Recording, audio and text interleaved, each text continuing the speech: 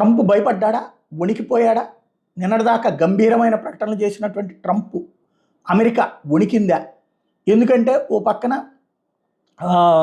Iran మీదన Israel దాడులతో ప్రారంభమై గత 12 రోజుల నుంచి యుద్ధం పతాక స్థాయికి చేరింది. ఇరాన్ ఇజ్రాయెల్ మీదన ఎప్పుడైతే స్ట్రైక్స్ చేసిందో దానికి ప్రతీకారంగా ప్రారంభించినటువంటి యుద్ధం కంటిన్యూ అవుతూ ఉంది.